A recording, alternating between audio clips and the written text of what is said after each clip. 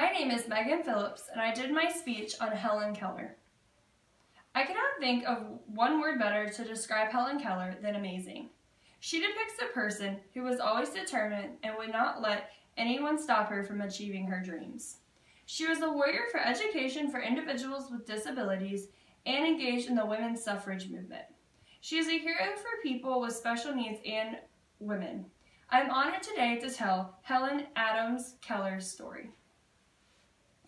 Helen Keller was born on June 27, 1880 in Alabama. She was born a healthy child. She began speaking at the age of 6 months and started walking at age 1. Her father had a high ranking in the Confederate Army and fought during the Civil War. After the war, they lost a lot of money because of the loss of the war from the Confederacy. Because of that, they lived a normal life, which would be known as like middle class. Even though Keller was born a healthy baby, at 19 months she was diagnosed as deaf and blind. What caused Keller to become blind is still unknown, but researchers believe it was either rubella, meningitis, or scarlet fever. The way Keller detected that something was wrong with Helen Keller was the mom used to ring a dinner bell, so the kids would know it was dinner time. The mom rang the bell and Keller did not move or anything. She didn't even hear the bell, and that's how they detected the problem. Since in the 1880s, they did not have vaccines to prevent these medical complications, many people had these illnesses just like Helen. Alexander Graham Bell examined Helen Keller, and he was the person who referred her to her mentor and educator, famously known as Anne Sullivan. Helen attended a school for the blind. At age 7, she was introduced to her teacher, Anne Sullivan, who assisted Helen with learning even though she could not see or write. Anne's philosophy to teaching Helen was about love and obedience. Anne and Helen lived in a cottage together for 2 weeks. That was so that Anne could spend every minute of the day with Helen, teaching her how to understand the language. An example of Anne's clever teaching is how she got Helen to say her first words, or to understand her first words. Her first word was water, and what Anne did was she had Helen come out to the water pump, and she put Helen's hand right under the water pump. Then, while the water was falling on her hand, on the other hand, she started writing water on her hand. And that's how Helen then made the distinction between the water coming from the water pump and then what was being written on her hand. Not only was Helen determined to learn words, she also wanted to say them out loud. At age 10, she learned how to speak, but was never happy with her voice because it was hard for others to understand.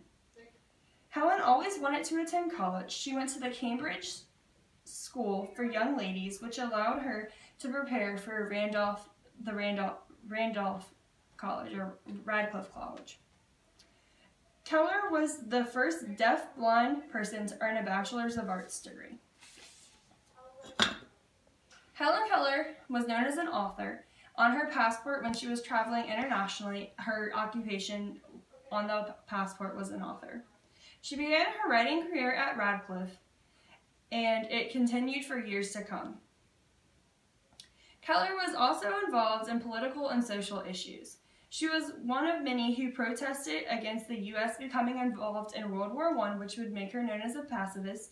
Also, she engaged in social issues such as fighting for women's rights, and she worked at the American Foundation for the Blind, which is known as the AFB. This would make her known also as a socialist. Keller also began a foundation that helped people in other countries that were deaf and blind as well. The relationship and the work done by Sullivan and Keller was depicted in a play, The Miracle Worker. The Miracle Worker is resembling Anne Sullivan. The play won the Pulitzer Prize. It turned into a motion picture in 1962 and won 2 Academy Awards. In 1960, Helen had a stroke. Because of the stroke, it made her not able to be as active in organizations as she once was. In 1961, she went in front of the Lions Club for the last time. She was given the Lions Humanitarian Award. because of her involvement in service. An interesting fact about Helen Keller was she had met every president from Grover Cleveland to Lyndon B. Johnson. Keller died June 1st, 1968 in Connecticut.